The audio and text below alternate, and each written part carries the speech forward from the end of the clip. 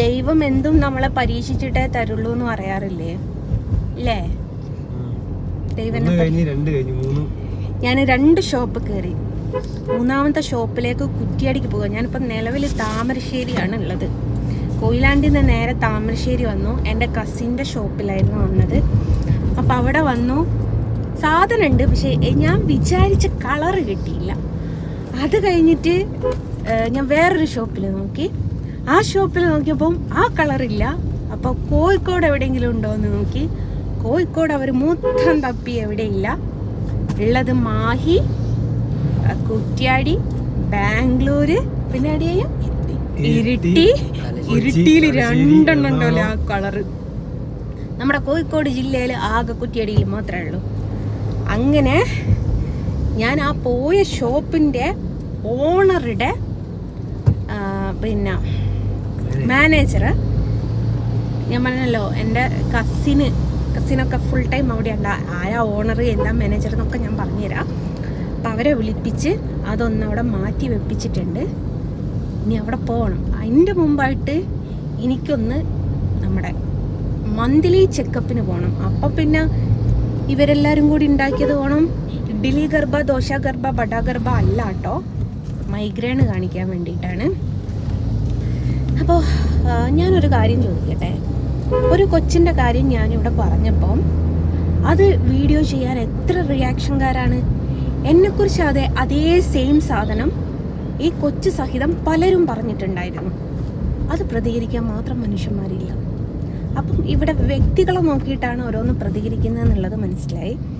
ഏതായാലും ഞാൻ ഇക്കറയിലേക്ക് പോവുകയാണ്. എൻ്റെ ഡോക്ടറെ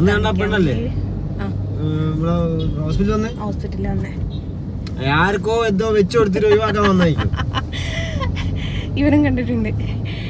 ഇവനോട് ഞാനൊന്ന് പറഞ്ഞു കൊടുത്തു അത് യൂട്യൂബറാണ് എന്നുള്ളത്. അങ്ങനെ അപ്പം ഞാൻ എൻ്റെ ഡോക്ടർക്ക് ഇന്നൊരു സമ്മാനം കൊടുക്കാൻ പോകുക. മോളെ അങ്ങോട്ട്. കാരണം എന്താ സമ്മാനം എന്ന് ചോദിച്ചാൽ എൻ്റെ ഡോക്ടറെ ഞാൻ കാണിക്കൂല കേട്ടോ. എൻ്റെ ഡോക്ടറെ കാണിക്കാത്തത് ഡോക്ടറോട് ദേഷ്യം ഉണ്ടായിട്ടോ കാണിക്കാൻ പേടിയായിട്ടോ ഒന്നല്ല.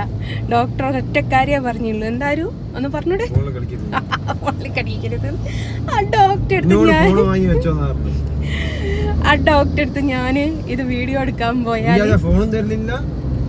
എൻ്റെ പയ്യത്തെ ഡോക്ടറെ എടുക്കും എന്നുള്ളത് ഉറപ്പാണ്. അപ്പം അതുകൊണ്ട് ഞാൻ ഡോക്ടറെ കാണിക്കാത്തത് അതുകൊണ്ടാട്ടോ. ഇനിയും പറഞ്ഞു. എന്നിട്ട്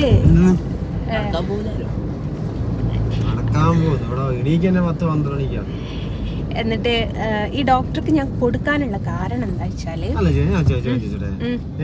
സാധാരണ രാവിലെ 12 മണിക്ക് 1 മണിക്കൊക്കെ എണീച്ചിട്ടാണ് ചിലവർ നടക്കാത്തത്. 4 മണി 5 മണി 6 മണിയാകുമ്പോ എണീക്കൂല. എന്നാ പിന്നെ ആ ഒരു എണീക്കുന്ന സമയത്തൊന്നും നടക്കാൻ പോയിക്കൂടെ? എന്നാ പിന്നെ ആരും ഉണ്ടാവില്ല കൂടെ. 5 മണിക്ക് കാറുണ്ടാകും, ഞങ്ങൾ വിളിച്ചാ പോരെ? 5 മണിക്ക് ഞാൻ ചായ കുടിക്കാൻ എണീച്ച് ചായ കുടിച്ചിട്ട് ഞാൻ കിടക്കാറില്ലേ? ആ റെഗുലറായിട്ട് ചെയ്യാറില്ലേ? മോട്ടോർ വാഹന വകുപ്പ്. എന്നിട്ട് വേറൊരു രസം എന്താ വെച്ചാല്, രസമല്ല, എന്തിനാണ് ഞാൻ ഈ ഡോക്ടർക്ക് സമ്മാനം കൊടുക്കുന്നതും കൂടി ഞാൻ പറഞ്ഞുതരാം.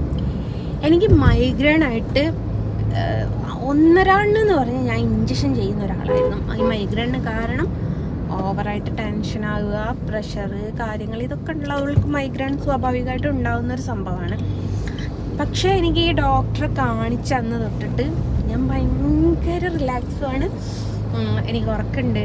എനിക്ക് മൈഗ്രെയിൻ മന്ത്ലി 1 ടൈമോ അല്ലെ 2 ടൈമോ എങ്കിലും ഞാൻ ഇഞ്ചക്ഷൻ ചെയ്യാതെ, മറ്റേത് ഒരു മാക്സിമം ഒരു 4 ദിവസം. എനിക്ക് അതിലേക്കപ്പുറം പിന്നെ നിൽക്കാൻ പറ്റൂല, ഛർദി തുടങ്ങും.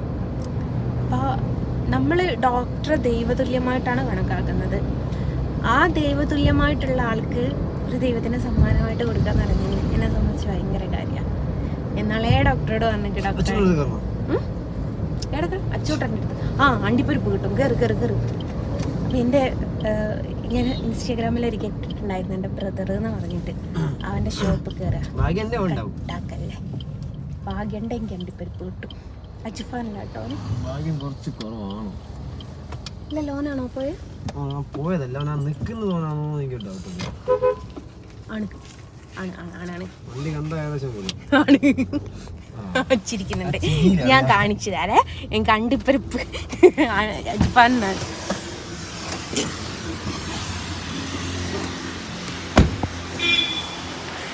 ആടാ എന്തുവാടാ തിന്നുന്നത്? നിക്കടാ അടക്കടക്കടക്കടക്ക്. എന്റെ ബ്രദർ വേഗം കണ്ടിപ്പരിപ്പെടുക്ക്.